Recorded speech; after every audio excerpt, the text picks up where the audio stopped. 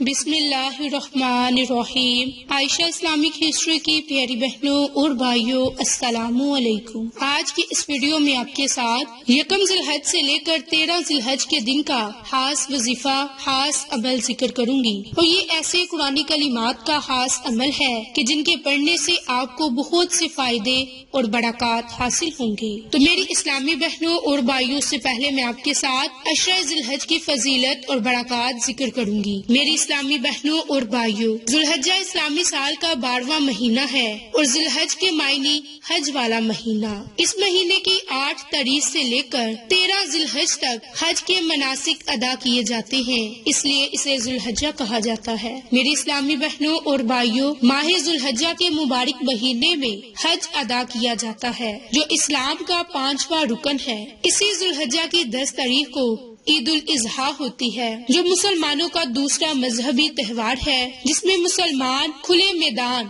یعنی کہ عیدگاہ میں 2 رکعت نماز نوافل ادا کرتے ہیں اور اللہ کے حکم سے قربانی کرتے ہیں۔ میری اسلامی بہنوں اور بھائیوں، اس مبارک مہینے کی فضیلت سورۃ فجر کی آیت نمبر 1، 2 اور 3 میں ہے کہ قسم ہے فجر کی اور اس کی 10 راتوں کی، تاک کی اور جفت کی۔ ان 10 راتوں سے مراد مفسرین نے ذو الحج کی 10 دن لیے ہیں اور حج کے پہلے 10 دن کی فضیلت بیان کی، جو آپ کے ساتھ مختصر سے بیان کروں گی اور ساتھ ہی آپ کو خاص عمل ذکر کروں گی۔ میری اسلامی بہنوں اور بھائیوں، انہی ایام میں یوم عرفہ، حج کا عظیم دن، جس دن اللہ تعالیٰ سب سے زیادہ اپنے بندوں کو جہنم سے آزاد کرتا ہے۔ ان 10 دنوں میں حج کے ایام ہیں اور حج مبرور کرنے کی جزا جنت ہے۔ انہی ایام میں یوم نہر بھی آتا ہے۔ یہ 10 ایام جہاد فی سبیل اللہ سے بھی زیادہ افضل ہے، کیونکہ اس کے متعلق ہمارے پیارے نبی نے فرمایا کہ جس قدر اللہ تعالیٰ کو نیک کام ان 10 دنوں یعنی کہ عشرہ ذی الحج میں پسند آتا ہے، اتنا باقی دنوں میں پسند نہیں کرتا۔ تو صحابہ نے عرض کیا کہ یا رسول اللہ صلی اللہ علیہ وآلہ وسلم، اللہ کی راہ میں جہاد کرنا بھی اتنا پسند نہیں۔ تو آپ صلی اللہ علیہ وآلہ وسلم نے فرمایا جہاد فی سبیل اللہ بھی نہیں، البتہ کہ وہ شخص اپنے مال اور اپنی جان لے کر اللہ کی راہ میں نکلا اور اس میں سے کچھ بھی واپس نہیں لایا، وہ اس سے بہتر ہے۔ باحوالہ صحیح بخاری۔ تو میری اسلامی بہنوں اور بھائیوں، اس مبارک مہینے کے پہلے عشرہ میں یکم ذی الحج سے لے کر 13 ذی الحج کے دن تک یہ خاص وظیفہ آپ نے کرنا ہے، جو آج کی اس ویڈیو میں آپ کے ساتھ ذکر کروں گی، اور وہ خاص وظیفہ تیسرے کلمے پر منحصر ہے، جس کے متعلق حضرت عبداللہ بن عباس بیان کرتے ہیں کہ آپ صلی اللہ علیہ وآلہ وسلم نے فرمایا کہ اللہ تعالیٰ کے نزدیک عشرہ ذی الحج میں کیے جانے والے عمل سے بڑھ کر نہ کوئی عمل افضل ہے اور نہ ہی پسندیدہ ہے۔ ان دنوں میں زیادہ سے زیادہ سبحان اللہ، الحمدللہ، لا الہ الا اللہ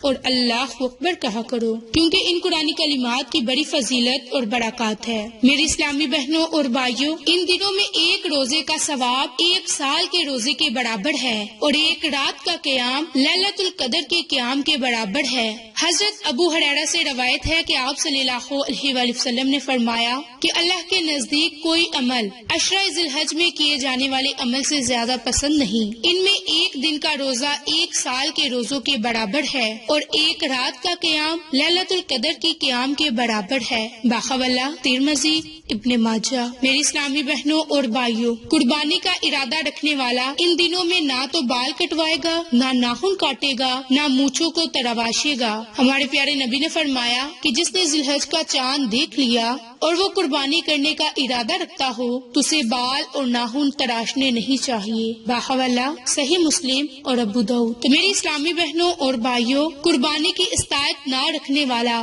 اگر ذی الحج کا چاند دیکھنے کے بعد حجامت نہیں کرواتا اور نماز عید کے بعد حجامت کرواتا ہے، ناخن کاٹتا ہے، تو اسے قربانی دینے والے کے برابر ثواب ملتا ہے۔ ایک صحابی نے آپ صلی اللہ علیہ وآلہ وسلم سے پوچھا کہ یا رسول اللہ صلی اللہ علیہ وآلہ وسلم، اگر میں قربانی کا جانور نہ پاؤں اور کسی نے دودھ پینے کے لیے مجھ سے اپنی بکری دے رکھی ہے جس کو واپس کرنا پڑے گا، میں اس کی قربانی کر ڈالوں؟ تو آپ صلی اللہ علیہ وآلہ وسلم نے فرمایا نہیں، بلکہ تم عید کی نماز کے بعد اپنے بالوں، नाखूनों मूंछों को मंडवा लो और ज़ेरे नाक बालों को साफ कर लो तो तुम्हें पूरी कुर्बानी का सवाब मिलेगा। बाहवाला अबू दाऊद। मेरी इस्लामी बहनों और भाइयों, अरफा के दिन अल्लाह बहुत से लोगों को जहन्नम से आजाद करता है। हमें कोशिश करनी चाहिए कि अरफा के दिन इनके 9 ज़िलहज के दिन कसरत से इबादत करें, जिक्र करें, अल्लाह से दुआएं करें। इंशाअल्लाह अल्लाह की ज़ात हमारे गुनाहों को माफ फरमा देगा। मेरी इस्लामी बहनों और भाइयों, इस दिन की और भी बड़ी फजीलतें और बरक़ात हैं, लेकिन अब आपको खास अमल करने का तरीकाकार बताऊंगी जो कि तीसरे कलमे पर मुनहसर है। सुबहान अल्लाहि वल्हम्दुलिल्लाहि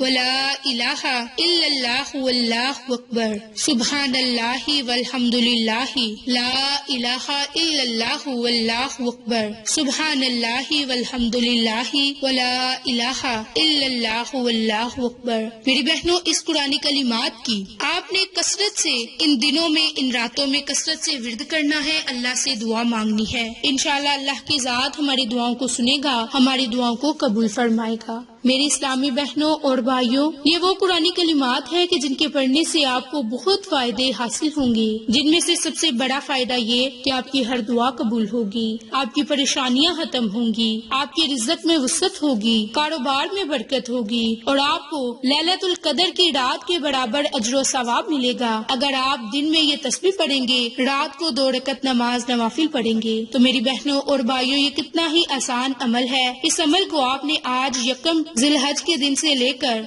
13 ज़िलहज के दिन तक इस अमल को करना है और अल्लाह से दुआ मांगनी है। इंशाअल्लाह अल्लाह की ज़ात हमारी दुआओं को सुनेगा और अपनी बारगाह में कबूल फरमाएगा। तो मेरी बहनों और भाइयों, अब चाहे तो आप दिन में इस तस्बीह को पढ़ लें, चाहे तो रात में इस तस्बीह को पढ़ लें। अब तस्बीह से मुराद 100 मरतबा है और आपने ये अमल किस तरह से करना है कि बावजू हालत 3 मरतबा दरूद पाक पढ़ें। दरूद पाक पढ़ने के बाद सुबहान अल्लाहि वल्हम्दुलिल्लाहि ला इलाहा इल्लल्लाहु वल्लाहु अकबर, इन कुरानी कलिमात को पढ़ना है और आपने आखिर में दरूद इब्राहिम को पढ़कर अल्लाह ताला से अपनी किसी भी जायज हाजत के लिए दुआ मांगनी है, किसी भी परेशानी से निकलने के लिए दुआ मांगनी है। अल्लाह की ज़ात आपकी परेशानियों को, आपकी मुसीबतों को खत्म फरमा देगा। आप रब्बे करीम से जो दुआ मांगोगे, आपकी वो दुआ जरूर बारगाह इलाही में कबूल होगी। तो मेरी इस्लामी बहनों और भाइयों, आपको आज की ये वीडियो पसंद आए तो इसे लाइक, शेयर एंड सब्सक्राइब करें। जज़ाकल्लाह।